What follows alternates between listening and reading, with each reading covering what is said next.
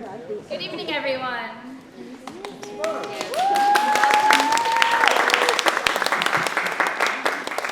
Thank you. Welcome to opening night of Journey to the West. It's really lovely to have all of you here, so thank you so much for braving this weird weather. That's all we can call it. I am Missy Burmeister, I should tell you who I am, and I had the great pleasure of journeying with this amazing cast and crew. And before we get started, I just have a few things to let you know about. First and most excitingly, we have Allison Bernard, scholar and professor at Wesleyan, here with us this evening. And I hope that if you haven't had a chance yet to read a portion of her beautiful essay, that you will take some time during intermission. And then you can also access the full essay with the QR code on the second page. In addition to that, we are super excited and lucky to have Allison staying with us after the show for a brief talk back with some of the actors, myself, and one of my assistant directors to just talk about the impressions in the show and things like that. So we hope that you'll join us for that, certainly. Additionally, next Wednesday at the Middletown Library, there will be a talk as well with Allison. So it's a free event. The library is so gracious to be hosting this. So please, if you have nothing going on next Wednesday, hop on over, enjoy the presentation. Another thing to do, our lives are so dull now that the pandemic is over the hump. So filling up our schedules. There is a survey in your program. It's the Americans for the Arts survey. If you have a moment to fill that out, that definitely benefits the Playhouse and everybody involved. Thank you. Speaking of benefiting people, the play is not terribly long, so we have like a little under an hour for Act 1, but you might get a little parched, have a hankering for a little nosh, and so we do have some refreshments that'll be served during intermission. We'll have about a 15-minute intermission. So please, you can continue to support the Playhouse with a small donation in that regard, and Teen Rep through purchasing some snacks. And I think that's all that kind of stuff. Now for the fun stuff that you hear at every theater that you go to. First and foremost, we are traveling back to 7th century AD China. Cell phones weren't invented until the 8th century, so it's really important that we try to engage in the world of the play that we're in. So please make sure that your cell phones are, not a distraction to you or the people around you. And then lastly, there are 2 exits to this theater. The first one is the one through which you came. That's the one you'll use during intermission and after the show. And then in case of an emergency, there is another exit at the rear of the theater. But we won't be needing to use that. I think you've heard enough from me, so I'm going to say thank you again for being here, and please enjoy A Journey to the West.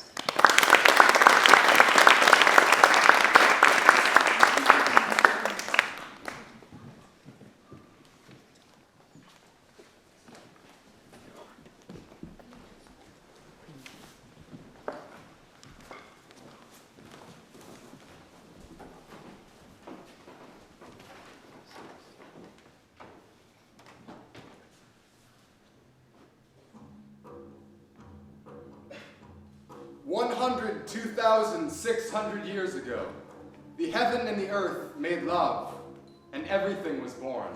Humans and birds and beasts all came into being, and the world was divided into 4 great continents. The East Continent and the West, the North Continent and the South. This story is only concerned with the East Continent. Beyond the ocean lay the country of Auli, in the midst of which was the famous Flower Fruit Mountain. On top of the mountain was an immortal stone, nourished for a long time by the seeds of the earth, until, quickened by divine inspiration, it gave birth to a stone egg. Exposed to the wind, it was transformed into a stone monkey. If you want to know how creation works through spans of time, then you must know the chronicle of the journey to the West. That monkey in the mountain was able to walk, run, and leap about. He fed on grass and shrubs and drank from brooks and streams. He was so intelligent that soon he was made Monkey King.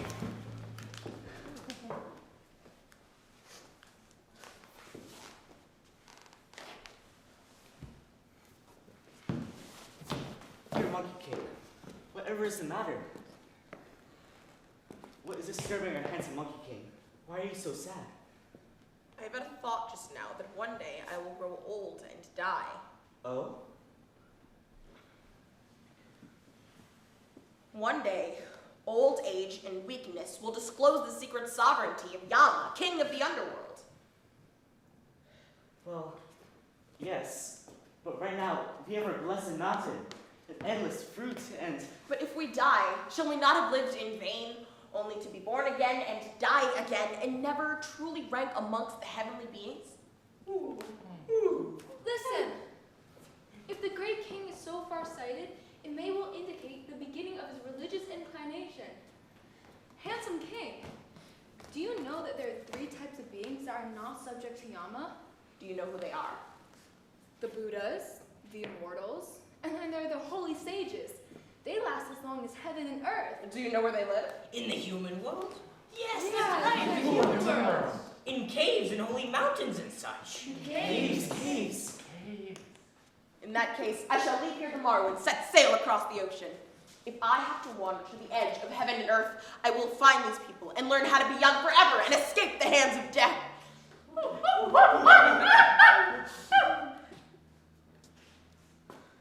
Won't that be difficult?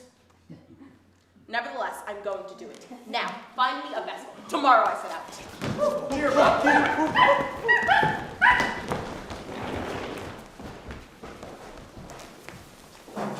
The next morning, he got into his vessel all by himself and pushed off with all his might. He drifted out onto the great ocean. What's this? A human city? Hello, do you... Hi, do you know where I can find... Hello, do you know where I could possibly find... Hi. Hello? Will somebody please tell me? For 9 years, Monkey lived in human cities. And although he did learn to walk upright, he never found a single enlightened person. 9 years I've spent here and I still haven't found a teacher. Go out I think I'll go out into the country. into the countryside. Monkey journeyed for a long time until he came upon a tall and beautiful mountain with thick forests at its base. He went straight to the top to look around. Imagine his delight when he saw, approaching from a distance, what seemed to be a cloud floating a few feet above the earth. Hail Nausa, hail Swansa, hail Song Dowling. Master, you're obedient. I pay you my sincere homage. Stop this kowtowing and tell me where you're from. I come from Flowerfruit Mountain in the country of Ally. Chase him out of here. He's a liar. Even with the right conduct, he couldn't get anywhere. What are you saying? Flowerfruit Mountain is 2 oceans and a continent away from here. You're lying when you say you came from there. Master, I have drifted across an ocean and trudged across a continent for 10 years to find you. So you have already traveled many stages? All right then, I will take you on. Now, what form of Taoist art do you wish to learn from me? I learn anything with a smidgen of Taoist flavor. How about the practice of magic arts? What do they do? You'll learn the secrets of pursuing good and avoiding evil. Will I be immortal? No. Forget it. How about the way of ways? How does that go? It includes the Confucians, the Buddhists, and the Taoists. They read scripture and recite prayers. Will I live forever? Impossible. Who needs it? What else? The art of quietude, silence, and the art of cross-legged sitting. Long life? No. I won't learn it. I won't learn any of these. You mischievous monkey. You won't learn this and you won't learn that. Oh. You reckless ape, you are utterly without manners. The master was went to teach you magic secrets, and all you did was argue. Now you've offended him, and who knows when he'll come out again.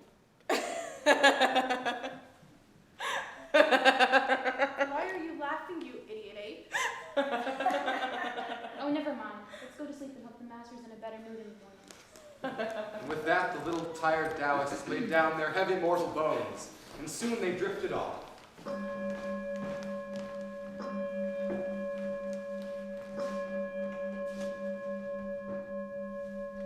Little monkey, why aren't you sleeping with the others? You know yourself, master, that you gave me the order to come.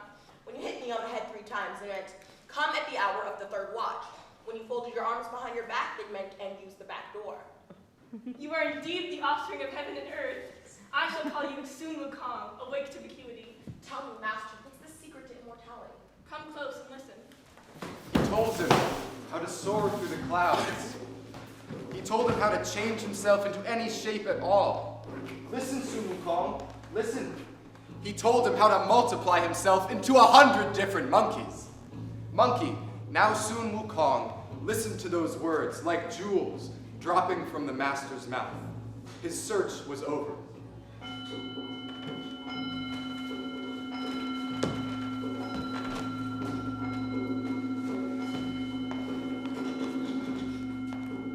For 10 years, he practiced all the arts of 72 transformations. He could soar through the clouds and change himself into any shape at all.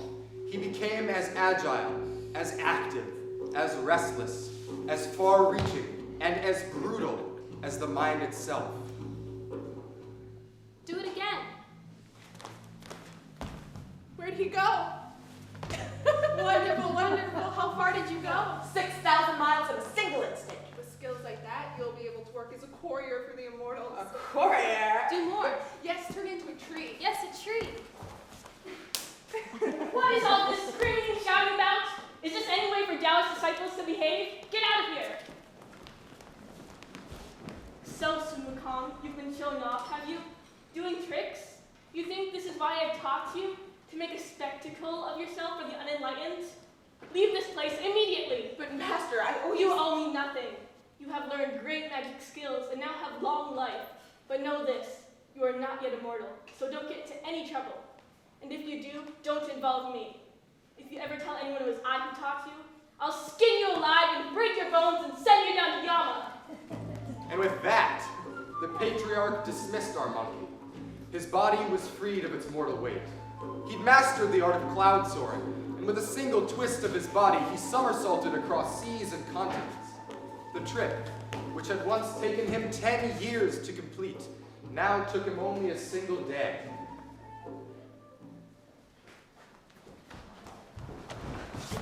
Little ones, I've returned! Great King, you're back. Why is everything in disarray? Why are you armed? What's going on? A fiend king has been kidnapping our young ones and brutally abusing us. He seems to be made of iron. Nothing can stop him. Oh, really? Yes, and he's coming back soon. I'll protect you. But these immortal weapons are far too light. Where can I find something a bit more to my liking? Your neighbor, I know. under the ocean, the Dragon King. I think I'll pay our neighbor a little visit. And with one cloud somersault, Monkey flew off to the realm of the Dragon King.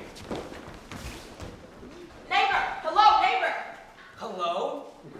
I've never paid you a visit before, but I am now. I know you have all kinds of divine weapons, so will you give me one? Do I know you? I am Sun Wukong from Flowerford Mountain. Ah, yes. I've heard you've gone and studied the Tao and acquired great powers. You are immortal now, I suppose. Practically. But these immortal weapons are far too light for me. What can you spare? Won't you have some tea?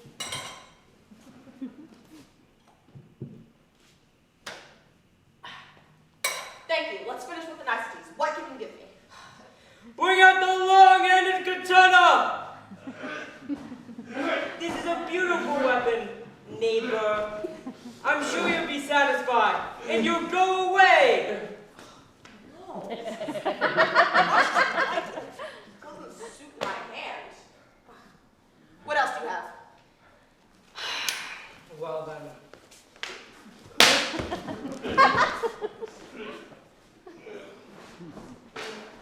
Bring out the many-pronged fork!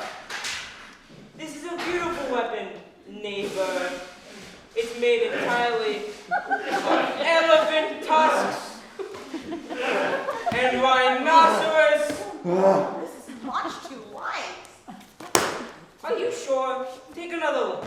That fork weighs 3,600 pounds. Too light. What else do you have for me? Let the higher mortal take the trouble of going to another ocean. But, darling, don't you remember? We have in our ocean state treasury the golden iron rod that used to hold up the Milky Way. It has been glowing with an auspicious light lately. Perhaps that means you'll meant for our visitor. That sounds about right. Bring it up. Bring We it up. can't bring it up. It's too heavy. No one here can lift. We can't bring it up. It's too heavy. It's too heavy.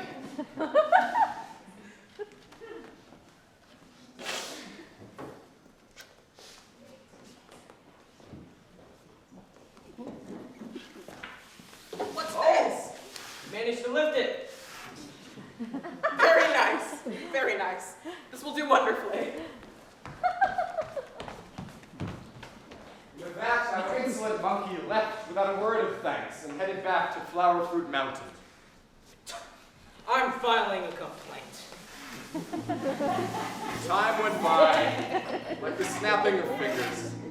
And one day, feeling a bit weary, after 2 or 3 years without sleeping, Monkey had made his way back to Flower Fruit Mountain, and he just needed to rest.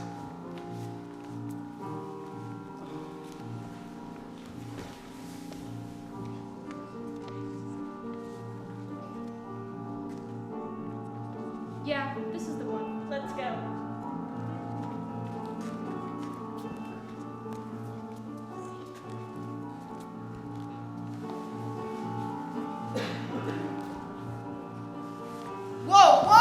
Whoa, where are you taking me? To the region of darkness? Where else? Region of darkness. Old monkey? I have transcended the 3 regions in 5 phases. I am no longer under Yama's jurisdiction. How can you be so confused? Not our department. You'll have to ask higher up. Or rather, lower down.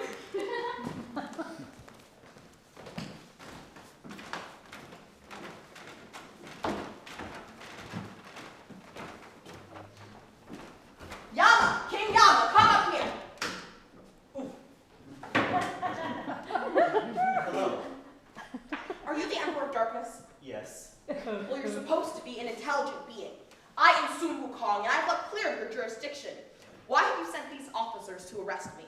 Relax. There are many people with the same surname and name. The Summers made a mistake. Nonsense, nonsense.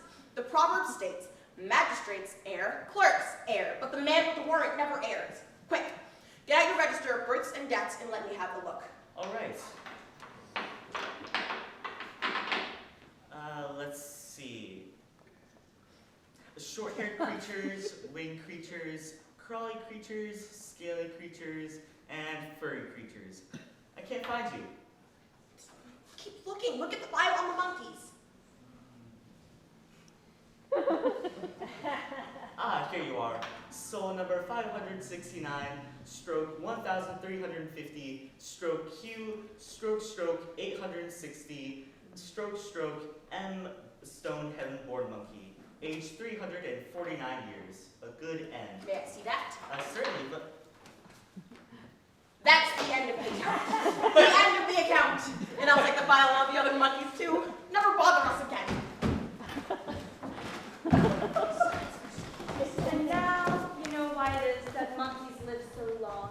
For whenever Yama wants to come for one of them, the file is nowhere to be found.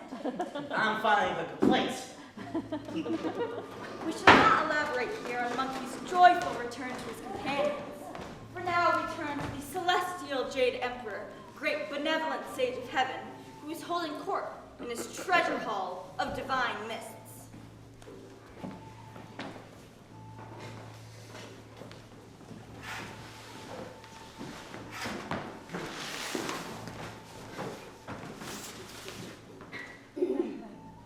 What's this you say? That's right.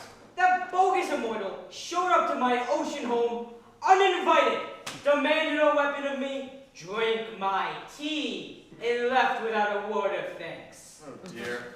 and he has caused enormous confusion in a realm of darkness. He tore up the record of names, so that not only long life is now given to simians. I believe I've heard of him. He's a mischievous monkey who has caused some trouble down on Earth, but... Enough! The monkey has caused trouble on Earth, as you say, and in the ocean and in the underworld. I sent for him already when I heard there were complaints. He'll be here any minute, and we'll just execute him. Lady Bodhisattva Guanyin, the compassionate. Jade Emperor, if this monkey has skills as great as everyone says, and possesses the divine golden-hooped rod, he may be very difficult to catch and kill. Mightn't it be better, in the end of all, to be merciful, to welcome him to our heavenly court and give him some small position and rank? How dangerous is that golden-hooped rod, Dragon King? Very. And his skills? They've grown great? So I've heard. All right then, we'll welcome him. But we can't possibly give him any real position, just something to mollify him. Oh, shh, here he comes. Greetings, heavenly court. I was just taking a little stroll, and I thought about taking a little trip to heaven when your messenger showed up to invite me. Greetings, Sun Wukong. We've heard so much of your exploits. I judged that to be the case. I thought about what name I'd like, and I think I would prefer Great Sage equal to heaven. Oh? What do you think? Noble Sun Wukong. I have an even loftier title and position for you. One that I believe to be just exactly suited to you. That is, if you're up to handling the duties, for they are very important. I can do anything. Then I hereby bestow upon you the utmost glorious title of Bimawin. Bimawin. I like it. What are my duties? They are so very important. Do you see those buildings over there? Yes. Yes, those are my royal stables. Now take these divine instruments and go there and stay there and be the companion to the divine horses. I am eternally grateful. Days, which in heaven are like years on earth, passed by, and Sun Wukong tended to the horses with great pleasure. One day, he snuck into the peach orchard to feast on the immortal peaches.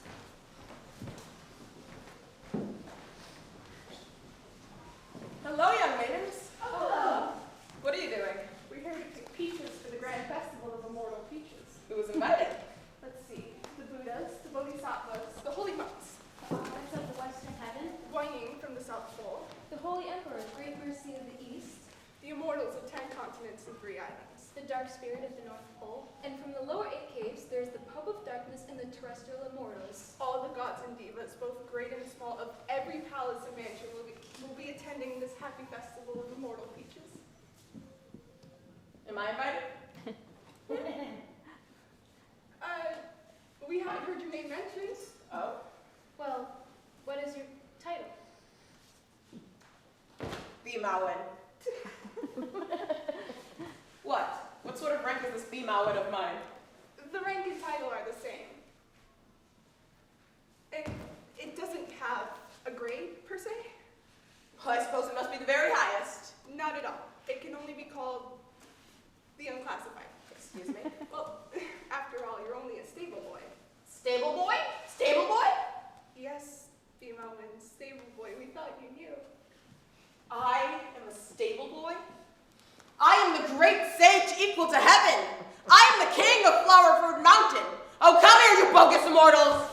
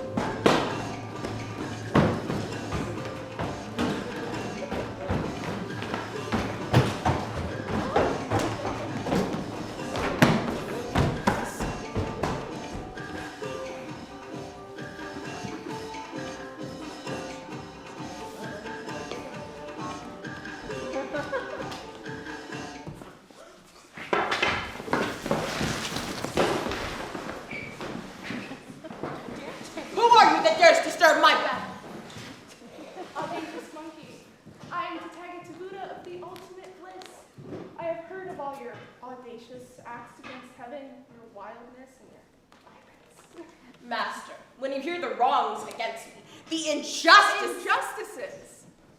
A fellow like you is nothing but a little spirit. How can you speak of injustices?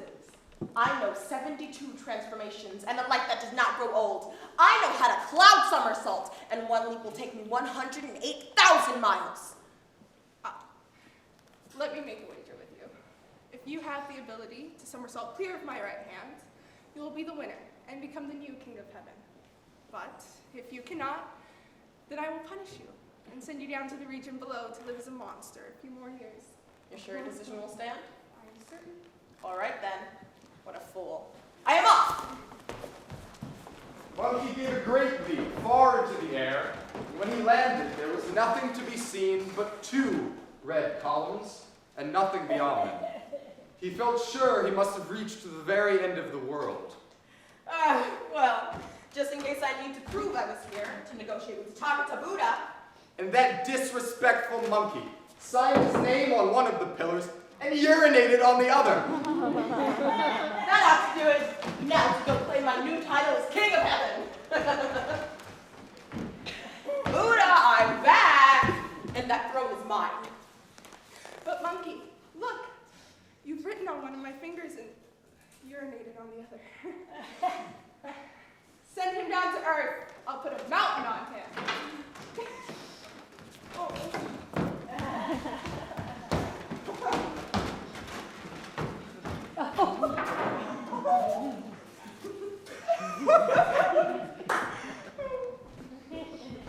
Did this really happen? Did this really happen? Did this Don't worry, Sumukong. Leave your Taoist tricks behind and follow the way of Buddha. Until then, farewell. Brash, baneful monkey, symbol of the mind, may he be brought to submission by Buddha alone. He drinks melted copper to endure the seasons and feeds on iron pellets to pass the time. 500 years pass, and still he waits. Bodhisattva Guanyin, I have been watching the 4 great continents for over 500 years now. The morality of 3 of them is acceptable, but in the East it is not. The people there practice lechery and delight in the evil doing. Now, I have here 3 rules of scripture that could redeem them. I need you to go to the East and find a mortal, a virtuous believer, to come for these scriptures and return them to the East. Though your disciple is untalented, she's willing to go to the land of the East to find a scripture pilgrim. Take this basket with you. It has a scarlet cassock and an alms bowl for the pilgrim. If the pilgrim manages to reach the western heaven, then he must wear the scarlet cassock so that I might know him. Tathagata Buddha, the road to heaven is almost impossible for an unenlightened mortal to travel by himself. Perhaps he should have some disciples to accompany him on his way. Whom do you have in mind? Well, some old friends from heaven who were banished for one reason or another. This may be an opportunity for them to gain merit and find redemption. Bodhisattva Guanyin, your compassion is as wide as heaven and earth. I leave the matter to you.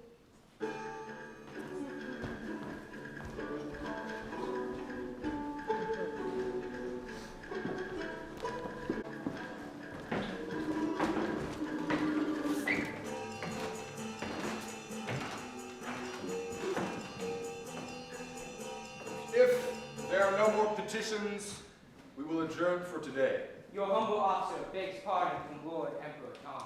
What is it? A traveler is outside. A mendicant monk, my lord.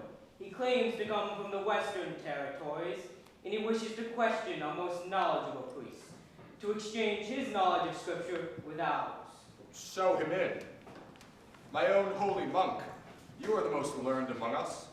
Would you submit to such an exchange of Buddhist teachings? Your humble servant would be delighted. Well, here he comes. You may begin. So, priest, you say you know the Buddhist scriptures? Yes, I do.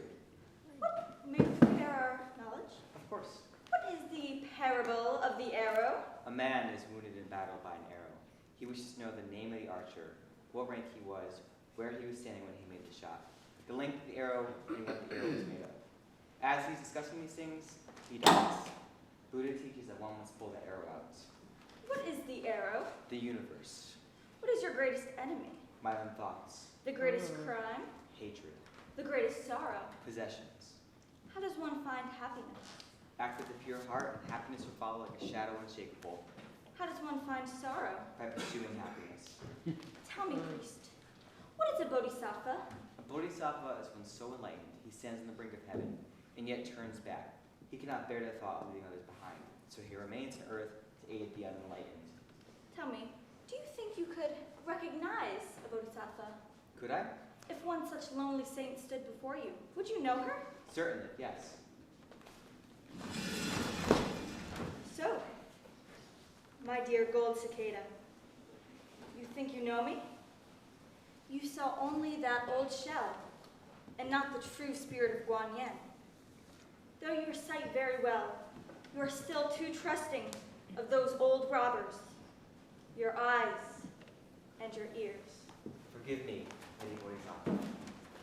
I have a message for the court from Tathagata Buddha.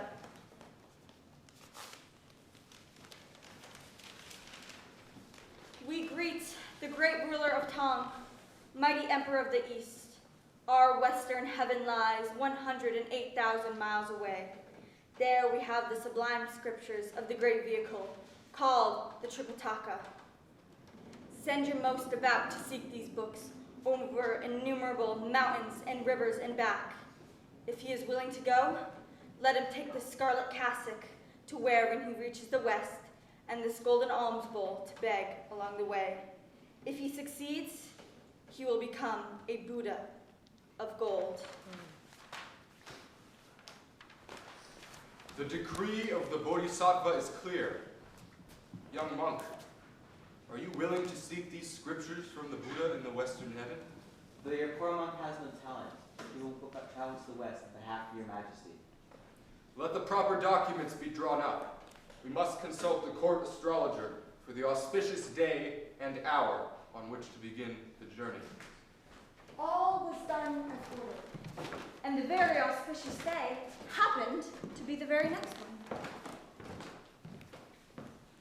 Young monk, I've heard that the way of the west is filled with tigers and leopards and all sorts of monsters. I fear there may be a departure but no return for you. Are you still resolved to make this journey? I am, although I have no knowledge on how I shall fare, or whether good or evil awaits me. Then here is your travel rescript, stating that you are a scripture pilgrim seeking scriptures in the West. You must have it certified in every land through which you pass. And now, a toast. Your poor monk has practiced abstinence since birth. Today's event is not to be compared with any ordinary journey. Please, let me offer you one cup of this vegetarian wine and accept our good wishes with the toast.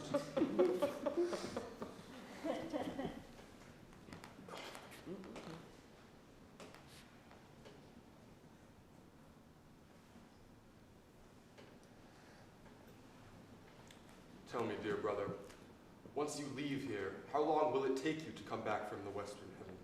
After I leave, After I leave, wait for me 16 years. wait 2 or 3 years, 16 years. or 6 or 7 at most. One day, you will see the branches of the pine trees within our gates all pointing eastward. Then you will know I'm about to return. If not, I shall not be coming back.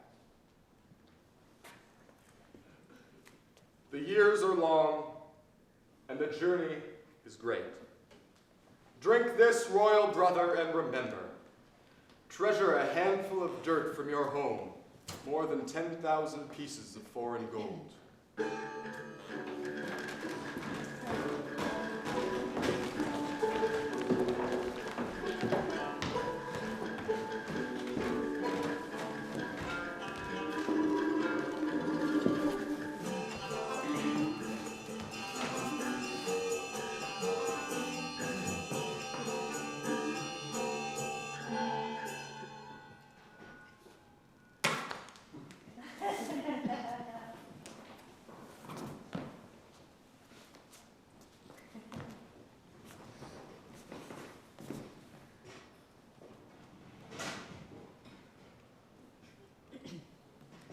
This journey you have begun. How can you know the end? You will be assisted by divine disciples, but do not blame the scriptures for the hardships you may find. Master, why have you taken so long to get here? Welcome, welcome. Come up here and save me, and I'll protect you on your way to the Western Heaven. Hello? Who's there? Are you someone sent by the Tang Emperor of the East to go seek Holy Scripture in the West? Why do you ask? The Bodhisattva told me to expect you. She long ago converted me from Taoism to Buddhism. I'm destined to be your disciple and help you on your way to the Western journey. I've been waiting night and day. Though I'm sure you have good intention, how can I free you? I have no axe or drill. On the top of this mountain, there is a golden tag stamped with the golden letters of our Tathagata Buddha. Go up there and lift the tag. Wait a minute. How do I know you were speaking the truth? It is the truth. I dare not lie. Oh, Buddha, it is so ordained that this monkey be my companion on the way to the Western Heaven. Let me lift up the seal.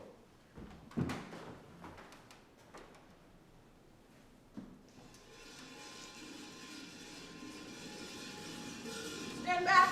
Cover your ears. I don't want to frighten you.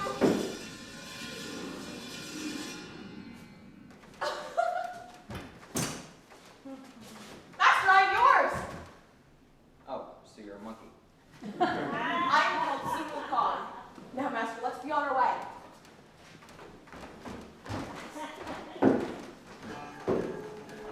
We were telling you about Old Monkey and Tripitaka Tongue, who are making their way across the first series of mountains on the westward journey. If you want to understand the true nature of this journey, you must listen carefully to the names of those they meet in this next scene.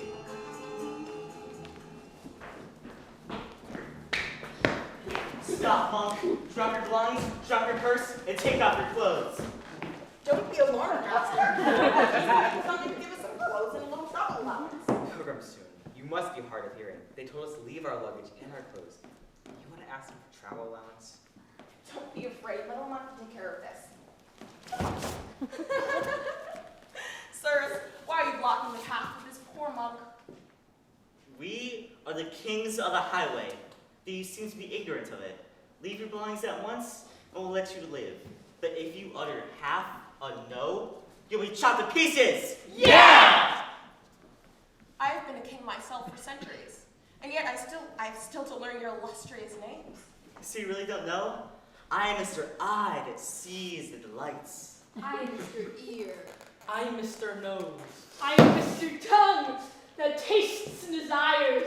I am Mr. Mind that perceives and covets. And I am Mr. Body that bears and suffers. You are nothing more than 6 hairy brigands who have failed to recognize in me someone who has left the family, your proper master. How dare you bar my way? Now, bring out the treasure you've stolen so that we may divide it into 7 portions. You reckless monk. Do you really think we'll share our loot with you?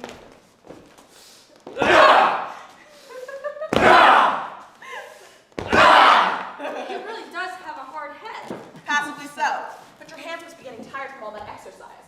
Let old monkey try his hand. This monk must be an acupuncture man in disguise. We're not sick. Wiping out that little needle. Now don't be alarmed, let old monkey try his hand.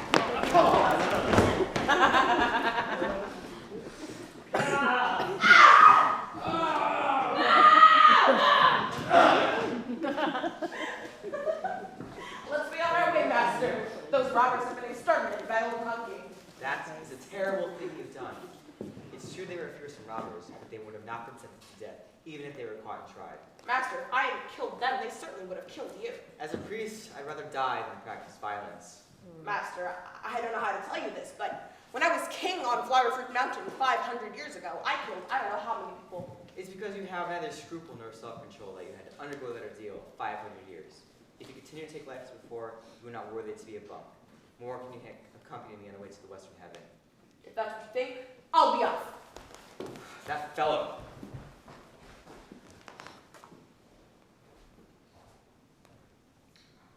Elder, where do you come from and why are you walking all by yourself?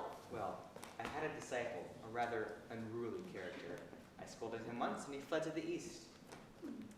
I have here a tight fillet which belonged to my son. He was a monk for only 3 days when he unfortunately died. Father, since you have a disciple, let me give the fillet to you. I am most grateful for your lavish gift, but my disciple is gone. My home is in the east. Perhaps I can catch up with him on my way and persuade him to come back. But now, I have a spell which is called the True Words for Controlling the Mind, or the Tight Fillet spell. Memorize it secretly. When your disciple comes back, give him the fillet to wear. If he continues to disobey you, recite the spell. Lady Bodhisattva, stay with me.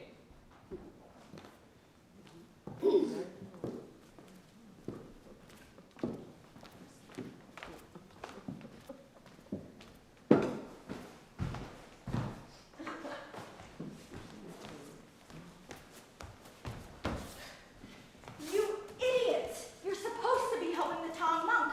Why aren't you with him? Relax, I just stopped for some tea with I saved you from that mountain punishment, and you're not even trying to gain back your merit. You call that save? Having to walk every step of the way to the western... Stop talking, you hair-brained ingrate.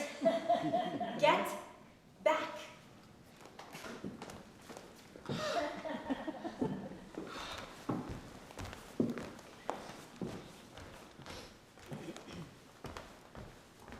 Master, what are you doing here? You're supposed to be on the road.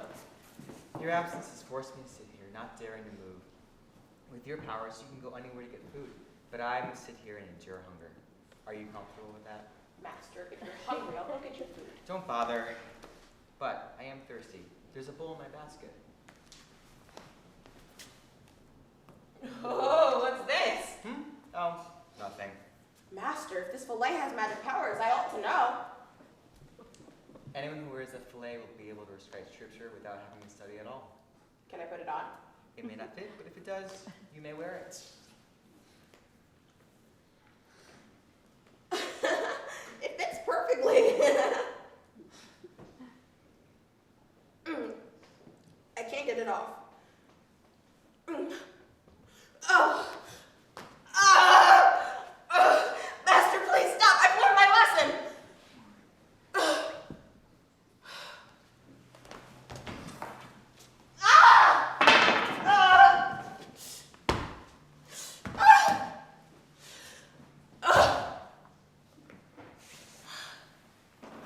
Now, will you listen to my instruction? Master! And never be unruly again? Never. Then let's be on our way.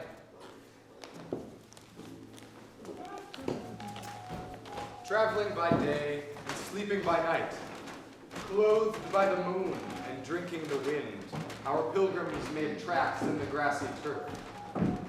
Summer fades, and the light is waning. Autumn has come again, and still they are on their way. Master, you may proceed. The village up ahead looks to be one of many good families where we can seek shelter. Very well, then. Hey, you! Isn't there anyone else in this village? Why must you pick on me with your questions? Now, patron, don't get upset. Helping others is helping yourself. My grievances are not an end. And now I have to run into this bald-headed fellow and deal with his indignities? Sun Kong, is there someone else? Let the man go. But master, if I let him go, I'll never know his grievances. This might be a chance for us to gain some merit. Now, patron, tell me who you are and all your troubles. Fine, then.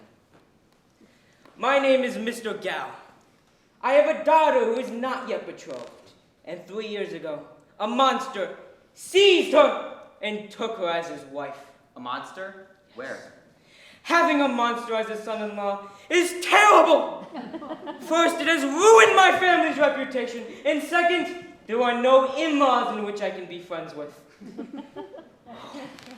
I have tried to have the marriage annulled, but the monster has absolutely refused.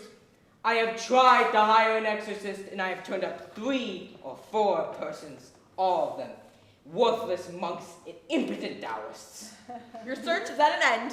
Now, sit down and tell me all about this monster. How he came to the place, what powers he has, and so forth. Well, when he first arrived, He said he came from Fooling Mountain, and that his surname was Zhu. Hog? Why, yes.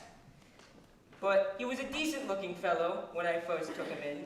He was industrious and well-behaved. He could plow the field without even needing a buffalo. The problem is his appearance began to change. In what way? Well, when he first showed up, he was a stout and swarthy fellow. But then his ears began to grow larger, his nose longer. His body became coarse and hulking. In short, he turned into a pig! And what an appetite. A meal means 5 bushels of rice, and a snack in the morning is over 100 biscuits. Oh, and I am glad he's vegetarian, because if he was not, my estate would be destroyed in half a year. Maybe it's because he's such a good worker that he has an appetite. Oh. The appetite is the least of my problems. The most disturbing thing is he likes to ride the wind and disappear into the fog. He kicks up so much dirt and rocks that we never get a moment of peace. And he locked up my little girl, Green Orchid, in the back building, and we haven't seen her in half a year. We do not know if she's alive or if she is dead. No worries, we'll help you. Weapons? Do you need weapons? None. I have one. Followers? Do you need them? Not at all. Now, take me to this back building. Master, you stick your word, it's safe. Sure, don't need my help?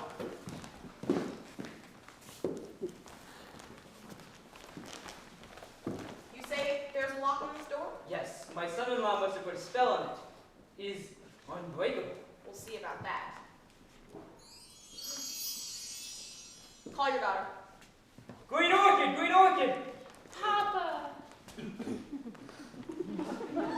Stop with all that. Now, tell me, where's the monster? I don't know. He leaves in the morning and only comes home late at night. He demands his 5 buckets of rice and then he goes to sleep. Green Orchid, you need to switch bodies. How about it? I'll try anything to get rid of my big hog husband. All right, now let's go. Take her away, Mr. Gabby. Spend all the time you want with her. Papa! What's this? That means he's coming. Quick, lock yourself in.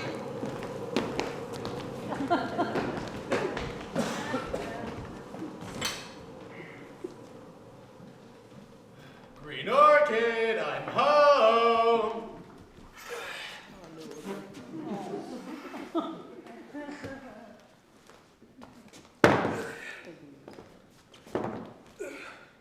Is my dinner ready?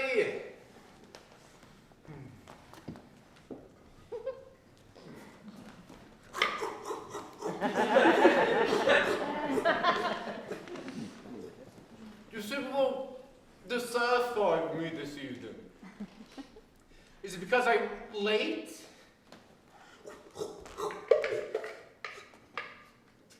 Oh, I am so unlucky. Unlucky. It's true that I have consumed quite a bit of food and drink since I've joined your family. But I have not taken them as simply free meals. What all the things I've done for your family? Raking the earth and draining the ditches, hauling bricks and carrying tiles. Oh, sweeping the grounds and plowing the fields.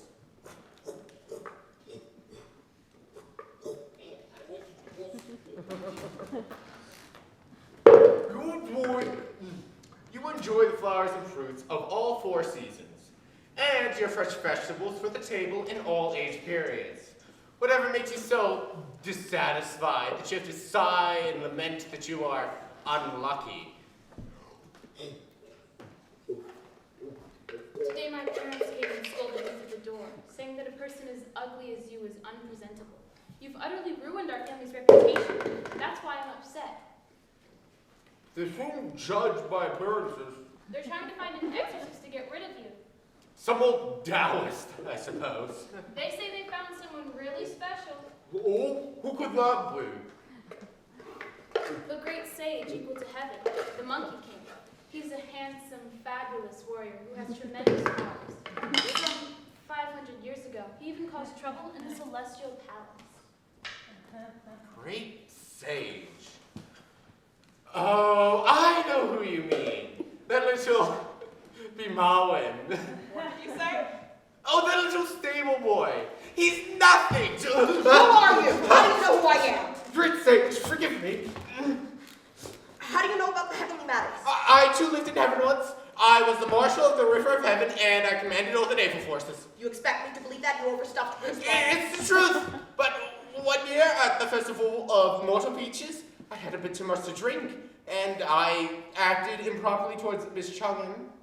The moon's mistress? Yes, she became so very upset with me that she filed a complaint with the Jade Emperor. He sent me back down here to live out another life. Things got mixed up. I ended up in an erroneous womb. And now you are here to make this life miserable as well. What's going on here? Is this the monster? Master, meet the incarnation of the heavenly marshal. He took a wrong path at rebirth, but I believe his spiritual nature is not extinguished. Well, scare him off, scare him off. Let's resume our westward journey. I'm sorry, did you say westward journey? Are you the scripture pilgrim sent by the Tang Emperor? Yes, I am. Master, I am a convert of the Bodhisattva Guanyin, who commanded me to keep a strict vegetarian diet and wait here for the scripture pilgrim. She says that if I followed you and aided you, I may have a chance to atone for my sins and live once again in the Western Heaven. If you are sincere, face heaven and swear. Amitabha, Namabuddha, if I am not speaking the truth in all sincerity, let me be chopped to bits and half of me steamed with dumplings and the other half fried up with salt. Good oath. But Master, we cannot possibly let this idiot burden us on our westward journey. Nonsense, pilgrim. If this poor convert wishes to accompany us, and the Bodhisattva wills it as well, we have no choice in the matter. But we must hurry soon. I fear that time is passing. By the way, what shall I call you? The Bodhisattva gave me the religious name, Zhu Uno. Good, good. Our other disciple is Wukong. I hear you've been keeping a strict Mediterranean diet, so I will call you Bati, which is forbidden food. I shall obey my master.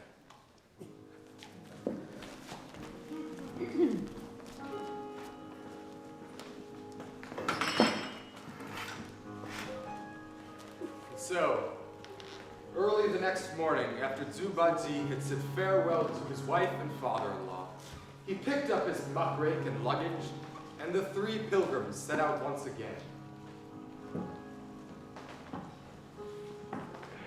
Why do you need to carry along that rake? Don't you have enough to carry? You won't be plowing any fields soon. For your information, this rake is not a thing of this world. It was a gift from the Jade Emperor, and it is a divine weapon. How suitable. Your weapon is a muckrake. Perfect. Stop this bickering, disciples. We must be on our way. They traveled for a month, and the weather became unseasonably cold. Snow was falling when they came across an old abandoned temple perched on the very brink of an enormous river. Here, our pilgrims paused. How wide is the river? How will we ever get across? It's too turbulent. Much too rough for any boat. And how do we get across? Looks to be about 800 miles. 800 miles? For me, it's easy to somersault over, but for you, Master, it's impossibly wide. Then how are we going to get across? Master, you know the origin of both Bati and I, but we do not know yours. Why don't you sit down and tell us? It'll take your mind off of current troubles.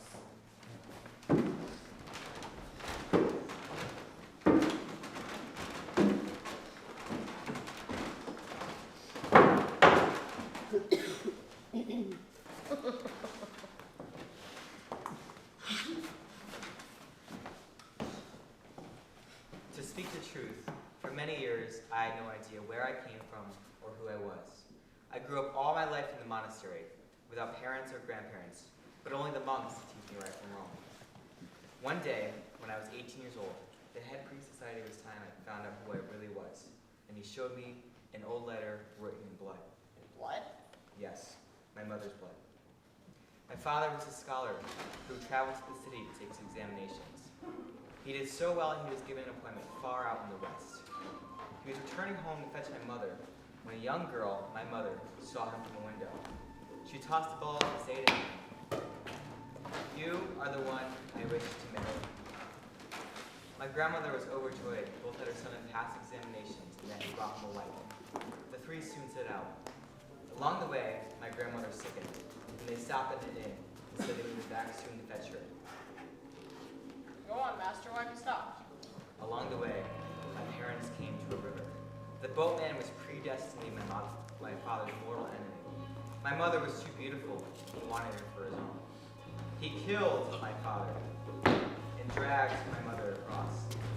She was on the point of suicide when Guan Yin stopped her and said, You are already betrothed by your husband, and your son is the 11th incarnation of the gold cicada, a very holy being. fearing the boatman would kill me, she put me in a basket of reeds, attached her note to my clothes, and sent me down the river. I don't know how long I drifted. It was the monks that found me. In the last line of her letter, she said she was ready to die to join my father, and that she was going to throw herself off a cliff into the arms of death. Do you believe she did? Yes, I believe she did. Well, master, you and I both have two things in common. We both don't have any parents, and the Bodhisattva Guan Yin has known us both for a very long time. It is getting colder now. Why don't you just stay here until your own eyes drop? I'll go out onto the shore and see if there's a boat for us. The spiritual pilgrim did as he was told and fell asleep along with Vadzi.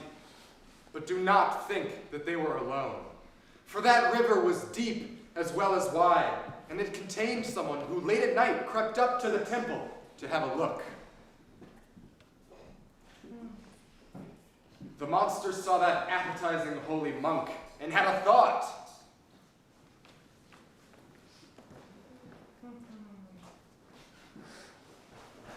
Wake up, master! Wake up, idiot! I am the news. Did you find a boat to carry us across? No need for a boat, master. This great cold has frozen the river solid. Tradesmen are going all across to sell wares on the other side. Am I so different from these people? Let's make use of the ice as well. Let's hurry. Wouldn't it be better to wait here a while until the weather warms up? I'm hungry and it's comfortable here. You want to go home? Go home, you family-hugging devil. I never said I wanted to go home, only that it might be better for Master to wait. This hurry may cause us to make mistakes. It will only grow colder and colder. If we wait, we could be delayed, perhaps even half a year. Thus, with impatience as wide as the river, the pilgrims set out. They made their way carefully over miles of the devious ice. If we had listened to Batsi, we would still be over at the temple, sort of halfway over the river. This must be so solidly frozen that it's scraping against the riverbed. Oh, as I was saying. Human flesh. Oh, there's nothing like it. I spied him sleeping in the temple last night, and I knew I could get him. Now he's beneath my river. How shall I eat him? Steamed or fried? We do not know what has happened to Tripitaka Tong down there under the ice. But if you want to find out, you must come back for the second act.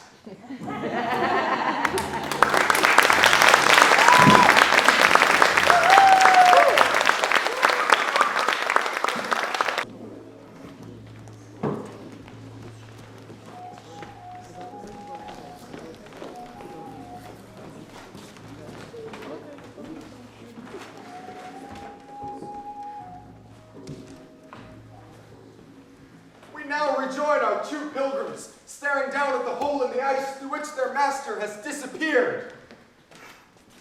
Well, looks like Master's family name is now Sink. His given name is now to the bottom. We're in charge of naval forces, idiot. Go down there and engage that monster. I'll go off and speak to the Bodhisattva about this. Oh, all right. This garden rake of mine is no tool from the shed. Prepare to have 9 new gaping holes in you.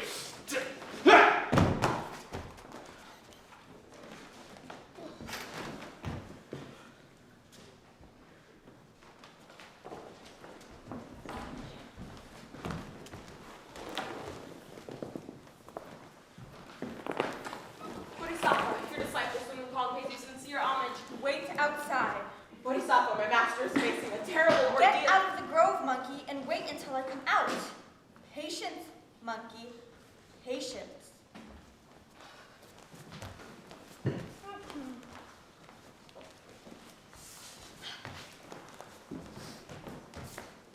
Why aren't you with the town monk? He's with a monster under the river. We tried to cross it, and then it froze, and so we tried to hurry across with the tradesman, and then it broke, and we can't. Did you introduce yourself? Did I what? Are you still feeling too smug and self-important to disclose the fact that you are serving the Tong monk on a westward journey? I'm not good at doing business underwater. Come with me. I don't dare press you. Let the Bodhisattva dress. And No need to dress. Let's go.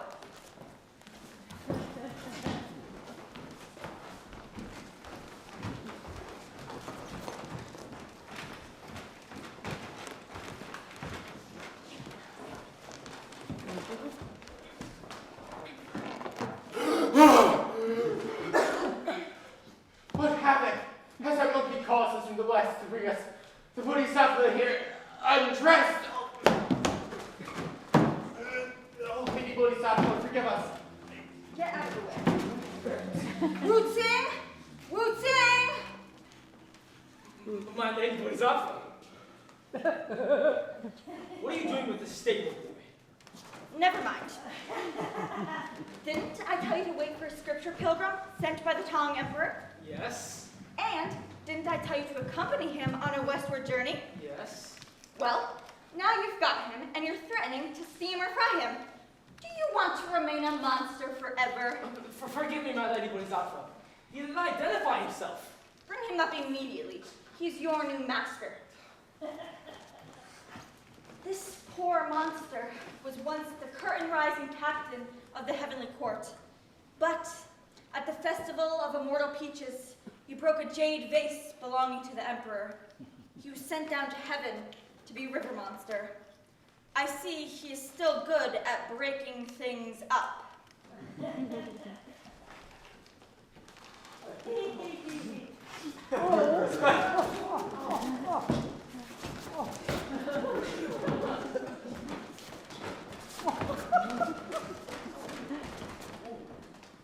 Lady Bodhisattva. Tripitaka-Tom, how could you confuse yourself with those who hurry across the ice for the sake of worldly trade and fortune? Rushing about is not the way to the western heaven. If you hurry, you will never make it. And all of you, Sunukong, Bati, and Musin, when will you learn? You must work as one to reach the western heaven. Now, take this basket I have made. Surround it with those skulls of yours, and you will have a carriage to take this mortal across the ice. Monkey, I hope not to hear from you soon.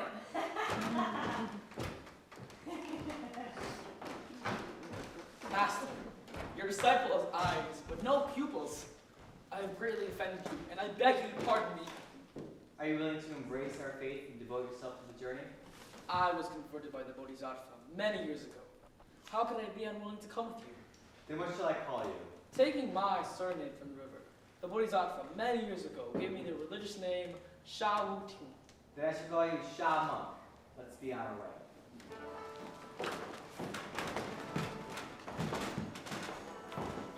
So, with the 9 skulls of the former monster, and the basket made by Guan Yin, our pilgrims, now 4 in number, fashioned a Dharma carriage, which, pulled by Sha Monk, carried them all safely across the ice. As they proceeded, we cannot tell you how they rested by the waters and dined in the wind, how they were covered with frost and exposed to the dew. They journeyed for many years, but soon it was spring again, As they walked along, they came upon a small river of cool, limpid currents. There must be a ferry boat in one of those houses over there. It's unlikely. I haven't seen the boat, so I don't dare open my mouth. Hey, ferryman! Over here! Put your boat over here, ferryman! If you want to cross the river, come with me. You're the one ferrying the boat? Yes? Why is the ferry man not here? Why is the ferry man punting the boat? Never mind. Let's get it. The ferry man pushed off from the shore, and the pilgrims made their way, peacefully enough, across the river. On the other bank, they could see a neat and orderly city with flowers in every window. They disembarked and made their way. Batsy, I'm thirsty. Fetch me some water from the river. Just meant to get some myself.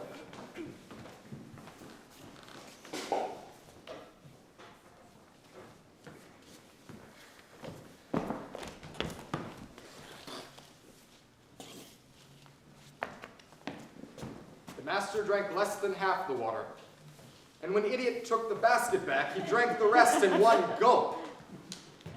They found their way to the west, but they had not been traveling for half an hour when the scripture pilgrim began to groan.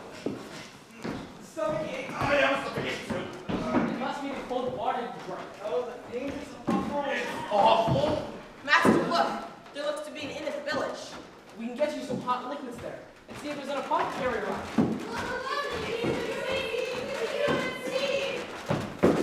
The human seed is here.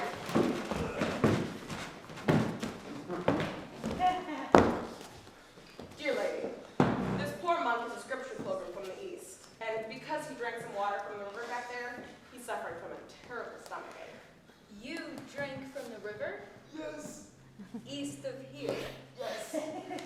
Dear lady, won't you please make some hot liquid for my master? Oh, Father. Boiling water is useless. Listen. This is the nation of Western Lyon. There are only women in our country. Until now, not a single man has ever been seen here. That water your master drank is not the best, for the river is called Child and Mother River. Only after her 20th year would one of us go and taste that river's water, for soon after she took a drink, she would start to feel the pain of conception. Your master has become pregnant and will give birth to a child. How can hot water cure him? We are men. We have to give birth to babies. Oh, how can we find a birth canal? How can it come out? According to the ancients, a ripe melon will fall by itself. When the time comes, you will grow a gaping hole in your armpit and the baby will just crawl out. Say no, brother, stop running. You'll hurt the baby. Find us the midwife for conception, Henry. The movement is getting more frequent. Dear lady, do you have a doctor? I'll ask for a prescription. Even drugs are useless. There is only one remedy. Due south of here is the Male Undoing Mountain. In it, there's a cave, and in the cave, there's a conception-free well. A little water from that well will dissolve your problem straight away. Excellent, excellent. Oh, but I must warn you that the guardian of that stream is an old Taoist who can be difficult. What do we do? Relax, master. Shamonk and I can handle any old Taoist. Come, brother, let's mount the clouds. Hurry! Hurry!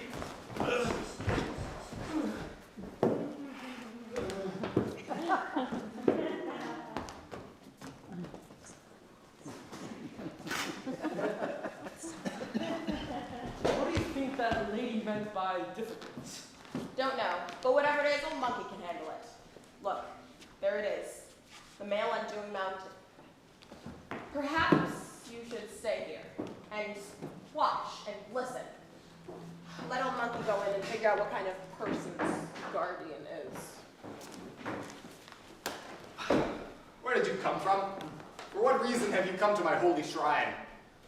Well, this poor monk is a scripture pilgrim accompanying the Tong monk on his way to the western heaven. Because he drank some water from the Child and Mother River, he is suffering from a swollen belly and unbearable pain. You are accompanying the Tong monk? Yes, And you say you're a Buddhist monk yourself? I have extensive Taoist training.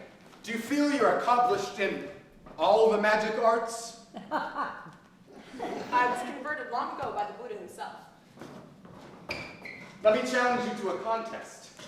If you win, you may have all the water you want. But if I win, I will return with you to your monk. For I hear he is the reincarnation of Gold Cicada, and one bite of his holy flesh would give 1,000 years of longevity. All right then. In what realm of training do you wish to challenge me? The art of sitting still. Sitting still? What's the matter, monkey? He can't do it? Of course I can, of course. But whoever moves first, for whatever reason, he is the loser. Agreed? Agreed. Let's do it.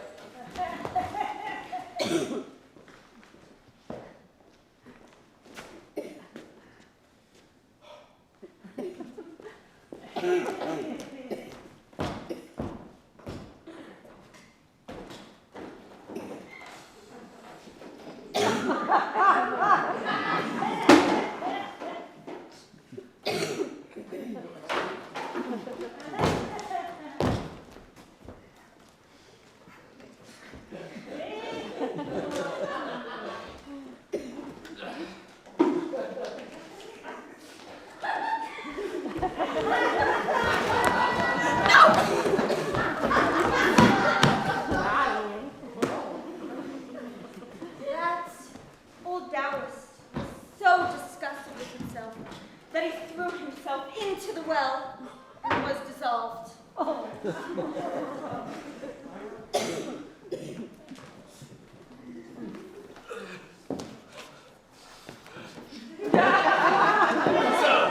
do you want? What are the girls? Stop this joking! I'm not joking! They're back! They're back. Do you have the water? I'll have to go under quick. Remember that we are born with no idea, and everything from that moment on is just false conception. The pilgrims drank that pure well water. Worldly conception dissolved. And their stomachs flattened out.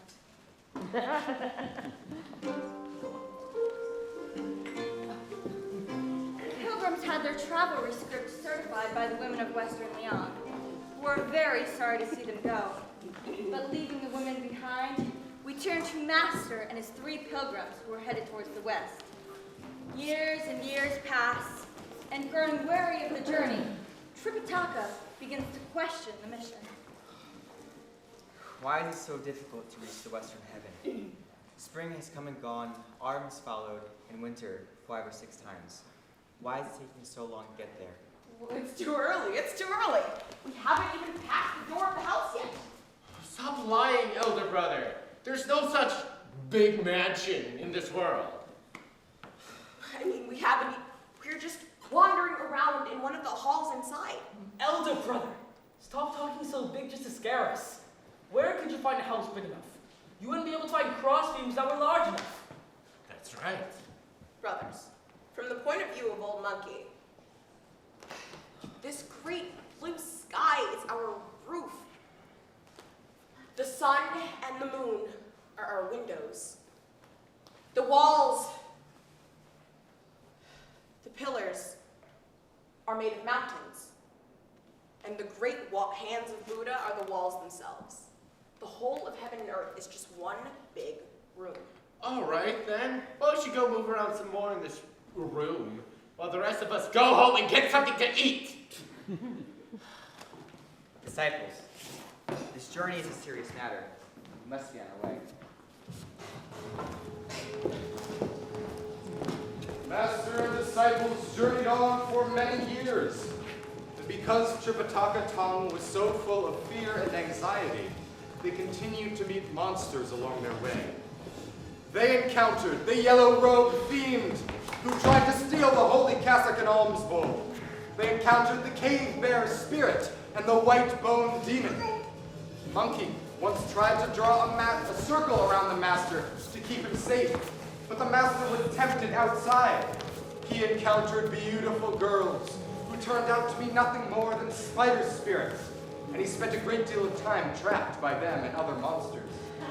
He hung in the air while everyone looked for him, or was kept in a box below the earth. One time, the pilgrims, they were quarreling so strenuously that Monkey split into two monkeys, and no one could tell them apart.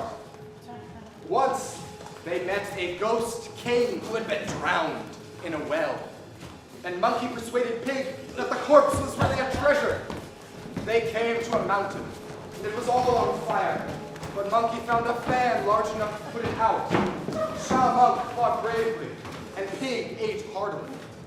The years slipped by like a flowing stream, and as they did, it seemed as though the demons became less and less formidable. And then one night, they stopped at an inn.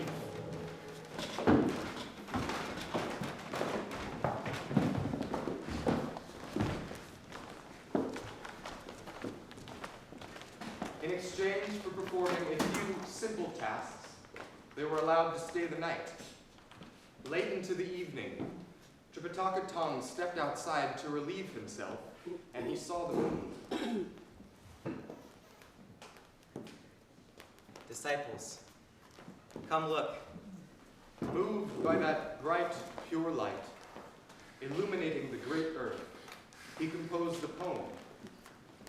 The bright soul above hangs like a jeweled glass. Her radiance pervades this quiet night. When will I know she's about to return? The moon is a map. She guides us on our way. The moon is hope of redemption one day.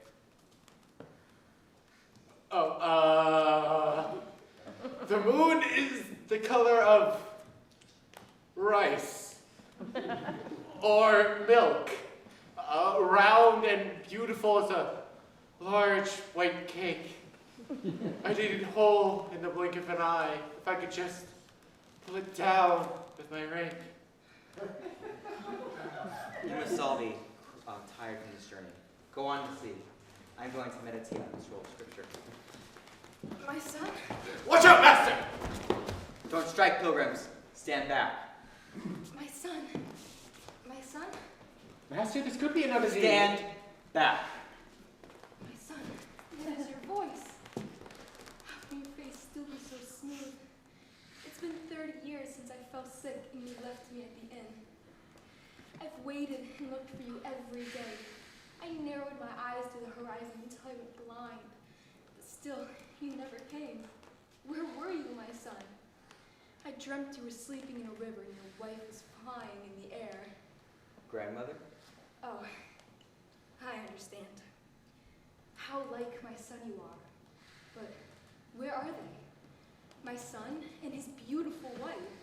You know they met when she threw a ball to him. A yellow ball. They're safe at home. And they have forgotten me? No. I think a demon spirit took your form.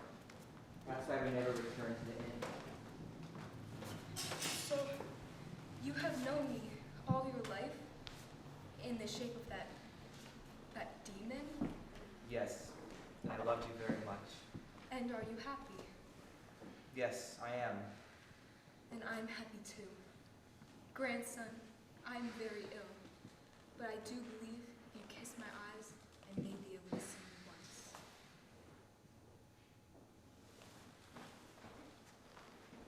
No. Not yet. No? No.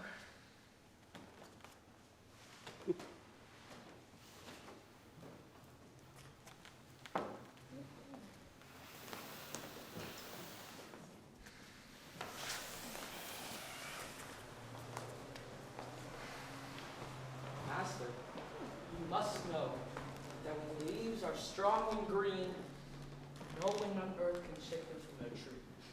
For it is not their time yet, but when they are dry and old, they fall like rain. This is how it ever was with every mortal creature. Master, you must understand that this now means that you're coming very close to your origin.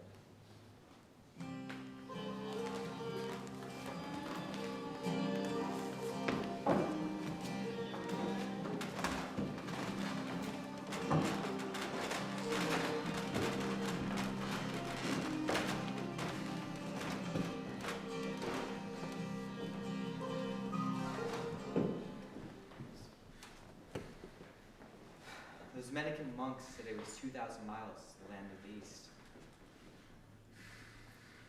Master, you always talk of distance in miles. Could it be that you've forgotten all that your masters taught you in the monastery? What did you say? Is there not a single day that goes by that I don't recite the sutras that I know? But when it comes to their true interpretation, you don't know a thing. How dare you say that? Can you interpret scripture? What? Brassiness. Well, like me, he started his Buddhist career as a monster spirit. But he was never even an acolyte, let alone a seminarian. Elder brother, why are you silent now? Please, give us a lecture. Let us hear your interpretation. Master, Pilgrim soon is giving a tall tale just to go on his journey. He knows nothing about explaining a sutra. Shama, Batsi, stop this babbling. Sun Wukong's interpretation is made in silence. That is true interpretation. And in this moment of insight, our pilgrims, without noticing and without taking a single step, slipped over the border into the realm of the West. Could this be the kingdom of Sarvasti? This is very strange, Master. I've been following you for years now, and I've never known you to know your way before. Today, you seem to know where you are. It's not quite like that. It's just that in studying the sutras, this place resembles those of my studies. Master, I'll escort you to the king's court. Oh, I'll go too. Elder brother, you shouldn't. Your features aren't the most attractive. Shama is quite right.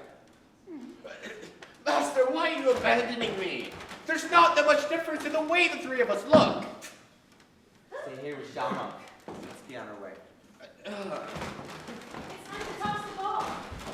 Where's the princess? Where's the princess? Excuse me, sir, is your king's court today?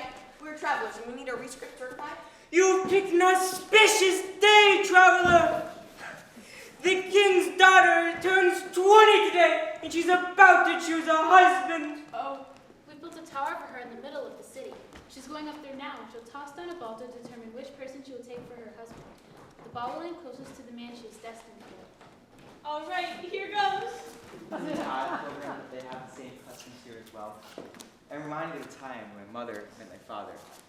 Shall we head to court? It hit a priest! What do I do? Relax, master. What is going on? Master found true happiness. Shut up and get me out of this. Oh, he's so handsome. He must have been in a past life. Are you happy then? You are the one I wish to marry. Release me, I'm a scripture pilgrim. What do I do? Stop this laughing. Oh, I knew I should have gone with them. See, if it wasn't for you, that ball would have struck me and the princess would have had to take me in. Oh, what an arrangement. We'd play and play. Idiots! If the ball had struck you, a letter of annulment would have been fast enough. You think they'll let a catastrophe like you inside? This monk is most unreasonable. If he persists in refusing, have the embroidered uniform guards push him out and execute him. This was my father's destiny, not mine. What am I supposed to do?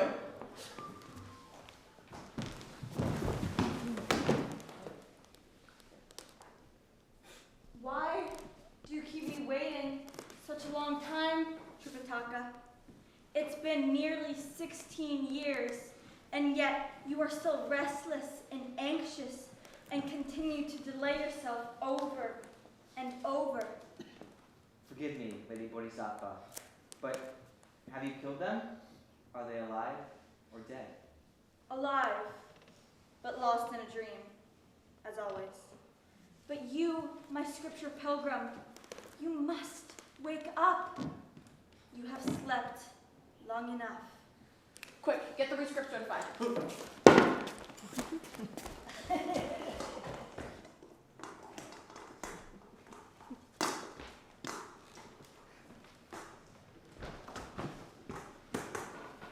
Look to to your origin, Tribatakatom.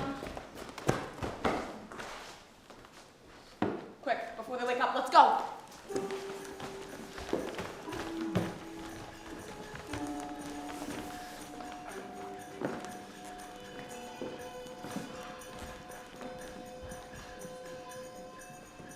Now at last, our four pilgrims, walking in step and thinking as one, could see in the distance the great thunderclap mountain of the western heaven. Here on the very brink of heaven, there lies a final river, some 8 or 9 miles wide. Our pilgrims find themselves upon its only bridge, which ends abruptly in midair. This doesn't seem suitable for human beings to cross. This is the way. This is the way. This is the way. Who dares to cross? I can't see the beginning or end of this bridge. Come on, I'm sure it's fine. Too difficult. Too difficult. Volumes, I see something out in the distance. Is it a boat coming to shore? Master's right, a boat's coming for us. But no one is guiding it. Never mind, Master, it's for us.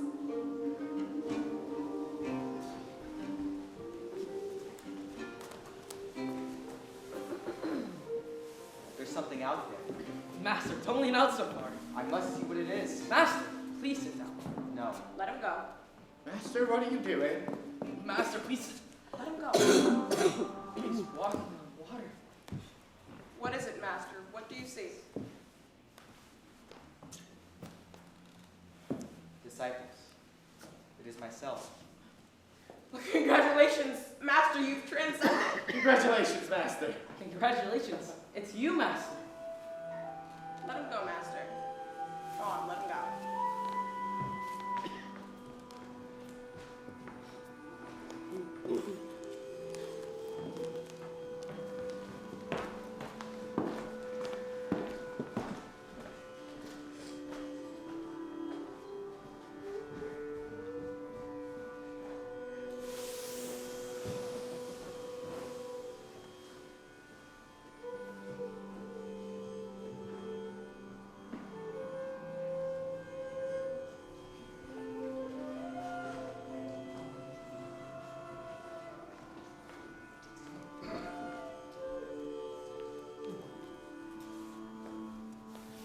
The pilgrims, Tribatakatom, Sun Wukong, Xu Wuning, and Sha Wujing.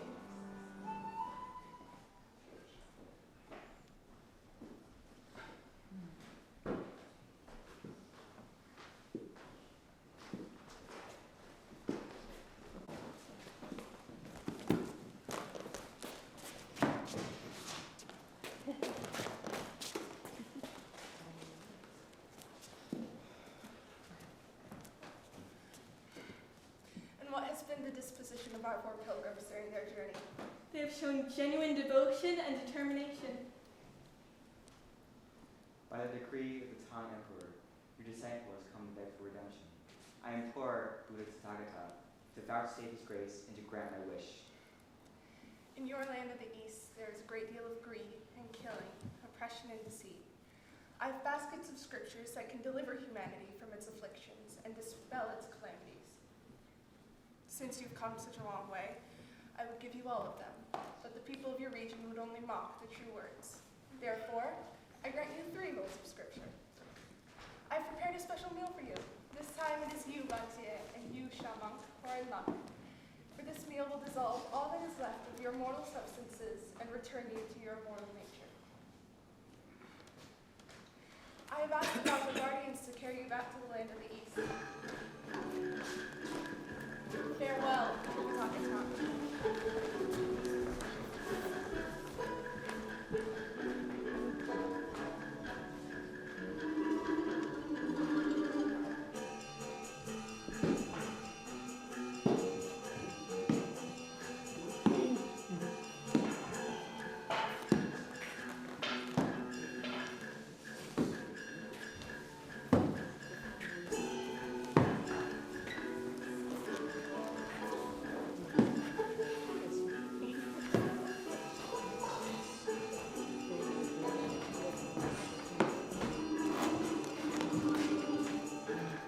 Has our bond brother returned?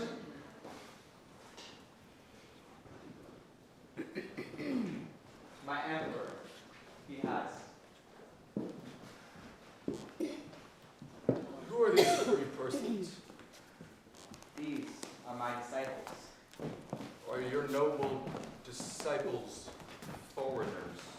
They were once monsters living in the wild. Due to past crimes in heaven, they were in need of redemption. Thanks to the admonition of the monks, they have now been gained merit and are given ability to be immortal. Did you retrieve the scriptures? Yes. I brought you 3 scrolls containing 5,048 scriptures. Tomorrow morning we will meet at the Wild Goose Pagoda Temple to formally honor you and welcome you home. Tripitaka, my bond brother, tell me, what was it like? Your Majesty. The world, what was it like?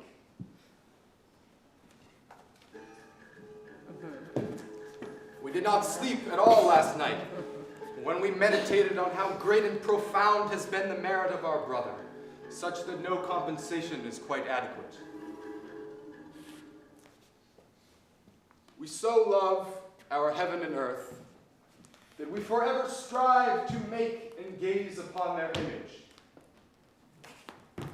We make and remake the world, populating it with pictures of itself, into which we gaze in hopes of losing and then finding our true selves. But the force that moves, that animates, that causes change, has no image. It is invisible. We know the seasons by the shifting fields of color, but what makes the seasons change? Why does life hold us and then let us go? And if it is difficult to understand the nature of the world, given only these elusive and fleeting images, how much more difficult it is to understand Buddhism, which holds so tightly to silence, darkness, and stillness. But you see, it is within these things, formlessness, emptiness, and silence, that the divine resides.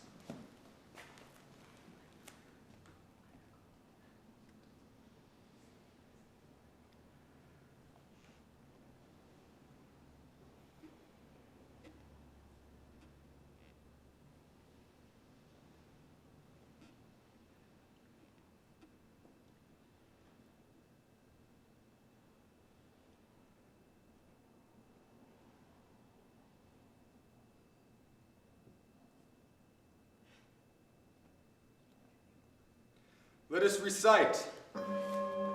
I submit to the Buddha of past, present, and future.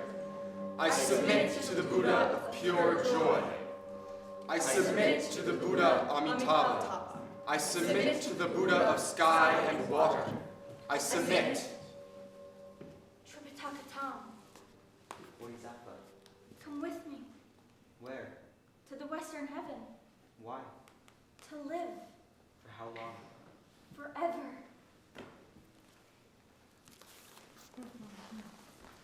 I submit to the Buddha, light of the sun and moon. I submit to the Buddha of wondrous tone and sound. I submit to the Buddha, lamp that scans the world. I submit to the Buddha, Tripitaka tongue. I submit to the Bodhisattva, Guan Yin. I submit.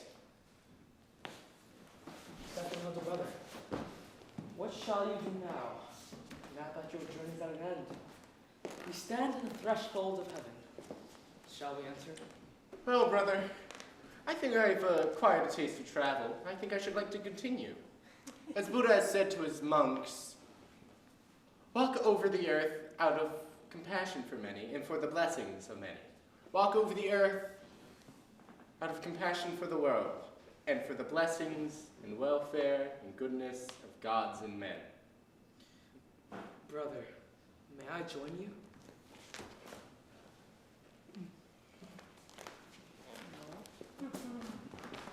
I submit to the Bodhisattva Sun Wukong. I submit to the Bodhisattva Shu Wunong. I submit to the Bodhisattva Xiao Huzing. I submit.